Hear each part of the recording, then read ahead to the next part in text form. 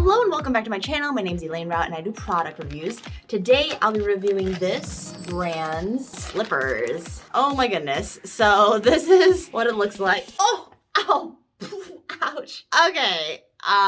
Normally shoes don't hurt you, but anyways, this is the fuzzy exterior, super duper thick fur, and then this one is, oh, you can feel there's like some like memory foam in there. It kind of gives it a little bit of a slow bounce back, and the bottom is actually really sturdy, which is why right now it's kind of red and it kind of hurts because it just smacked me in the face. Definitely have some traction as well, so no, you won't slip and fall when you use these, but super sturdy, nice slippers that are great for the winter. Check out the link below because you can see all the different colors that it comes in. Let me know, would you wear these around the house or would you wear these out? I know they're just slippers, but let me know your opinion. Let me know in the comments. And if you like to watch unboxings, continue watching and I'll see you in the next video. All right, bye.